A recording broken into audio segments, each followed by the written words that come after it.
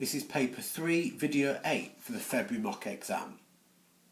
The next topic we're going to look at is all to do with 3D shapes. And what we're going to use is a couple of areas within maths to find some lengths and an angle within this 3D shape. Now, the first thing it's asking us for is the length of BG. So from B to G, that's this corner to this corner, we would have a line. That is what we need to try and find. Now, some people can visualise these really easy, some people not so much. Doesn't matter, because we're going to draw something that might help us. So at the bottom of this cuboid, we've got a rectangle. Now, if I were to draw a line going from B to G within that rectangle, what effectively I am drawing is a small right angle triangle that would look something like this, where we've got B, C and G up at the top there. This little right angle triangle here will be the bottom, or the bottom half of this rectangle. So we know that this side here is 8 from B to C. We know that from C to G, that's 12, it says it on the diagram, and this is the one that we are trying to find. It's a right angle triangle. I know two sides. I'm going to use Pythagoras. So to use Pythagoras, what we're going to do is a squared plus b squared equals c squared. At that point, I'm then going to substitute in, and we're going to say that these two are a and b. This long diagonal side is c. So we get 8 squared plus 12 squared equals c squared. 8 squared is 64. 12 squared is 144. That equals c squared. So we've got here that c squared is 208. So c is going to have to be the square root of 208, which comes out, if you put it into your calculator, as 14.42 centimetres.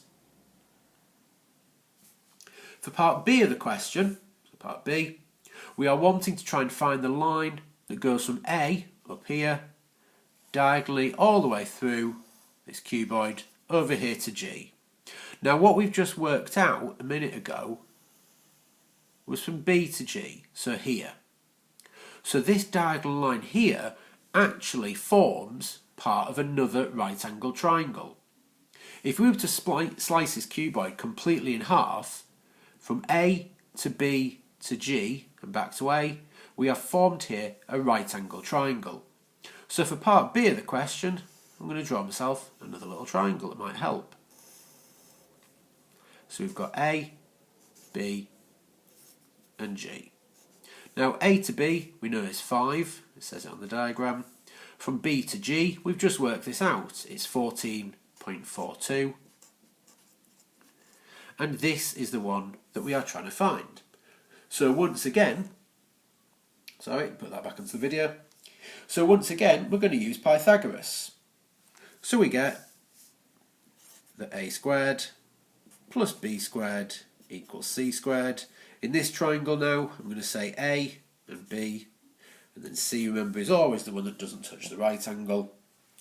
So we get that 5 squared plus 14.42 squared is equal to c squared, this one we're trying to find. 5 squared is 25.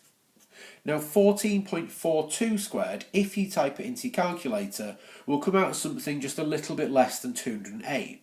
However, we know that this 14.42, that came from square rooting 208. So if I'd not rounded it at this point and left it as the full number, when I times it by itself, it would have gone back to 208. So I can use that here, and I know that it should actually be 208. 208 plus 25 is 233. That's our value for c squared. So c is the square root of 233, which if you put into your calculator is 15.26 centimetres. The third and final part of this question is for us to find the angle AGB. Now this is quite useful because on this triangle that I've just drawn here, the angle AGB is simply this angle here that is formed when we go from A to G to B. Now, ignoring the fact that we've actually got all this up here, we've got enough information on this triangle already to find this angle. It's a little right angle triangle.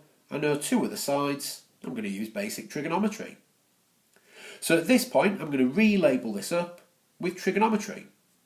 So if this is the angle x that we're trying to find, this would be the opposite side. 14.42, there's the adjacent. So O and A, if you remember, O and A are linked with tan. So I'm going to write out tan x is equal to opposite over adjacent. So we get that tan x is equal to the opposite side, 5, divided by the adjacent side, so 14.42. And to find the value of x, we do the opposite of tan. Opposite of tan is tan to the minus 1. So all I would need to type into my calculator for my final section is tan to the minus 1 of 5 over 14.42. If you type that in, you get an angle of 19.2 degrees. The last question we're going to look at here is quite a complex question. However, none of the steps should be that difficult. It is the fact that there's a lot of steps put together in one. So here we are given this shape.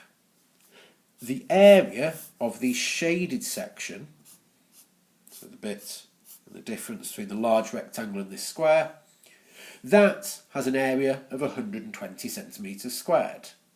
What we need to try and do is solve, in other words, find the value of x. In order to do that, what we need to do, to start off with, is form an equation. So if we start off this larger rectangle, in order to find the area of the large rectangle, what I would have to do is times the two sides together. So we are going to do 4x minus 2 multiplied by 12 minus x. So I'm just going to expand this double bracket as we normally would. So 4x times 12 will give us 48x. 4x multiplied by minus x would be minus 4x squared. Minus 2 times 12 is minus 24. And minus 2 times minus x will give us plus 2x. Just neatening this up, we would have, I'm just going to put it into its normal format with x squared first, so minus 4x squared plus 50x minus 24. I'm now going to do the same with this little shape here. Now the little dashes here symbolise that this is a square, so its length and width must be the same. So to work out the area of this little section, I would have to do x minus 3 multiplied by x minus 3. Well, if I expand this exactly the same way, x times x is x squared, x times minus 3 is minus 3x, minus 3 times x is again minus 3x, and minus 3 times minus 3 will give us plus 9. Simplifying this and collecting together some terms, we get x squared, minus 3 take away another 3 is minus 6x plus 9. Now if this question had been to do with just normal numbers instead of algebra, to find the shaded area, what we would have done is worked out the large rectangle and taken the square away. We're going to do no different here. We are going to take the area of the larger rectangle and we are going to take away the area of this little square. So in order to do that, we would have minus 4x squared plus 50x minus 24, take away, and we are going to take away each of these elements here.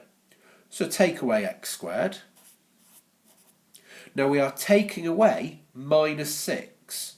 So taking away minus 6 is the same as adding 6x. and then we need to take away the 9, so take away 9. If we collect all this together, we've got minus 4x squared, take away another x squared, so minus 5x squared.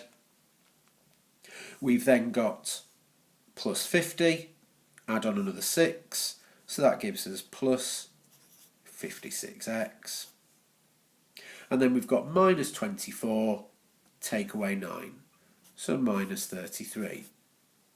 Now we were told earlier in the question that the area of this full rectangle is 120 centimetres squared when we've taken away the square. So if this is an algebraic way of representing the area, we can say that that is equal to 120. Now if we were just given this question, which we actually were on one of the earlier papers, we would now need to try and solve this quadratic equation. In order to solve a quadratic equation, what we need to do is use the quadratic formula, especially for one that's as complex as this. So in order to do that, what I need to do is now create a bit more paper, a bit more space. So we are going to say that A is equal to minus 5, B is equal to 56, and C, well, actually we need to do one little step. We should have this equaling 0. So in order for this to equal 0, I would have to take 120 off both sides. So this would become 0, and taking 120 off here would make minus 153. So C is going to be minus 153. The quadratic formula, remember, and you'll need to know this for the exam, is minus b plus or minus the square root of b squared minus 4ac all over 2a. Now at this point you can type a lot of this into your calculator. However, I would advise that you show in the paper what you are putting into your calculator because it is worth marks. So if b is 56, we get minus 56 plus or minus the square root b squared, so 56 squared, minus 4ac, so 4 times a. Now a is minus 5, so I would advise on your calculator, put the little minus 5 into brackets, multiplied by c, which is minus 153, so again, put the little minus 153 in brackets, all over 2 times a. So 2 times a is minus 5, so again, using brackets here, minus 5. If we do both different versions of this now on your calculator, if you use the plus, we get that x is going to be equal to 4.72. And if you use the minus value, we get that x is going to be 6.47. So these are the two solutions of x, and therefore they are the two solutions, or two values of x, that would allow this rectangle minus a square to equal 120 centimetres squared.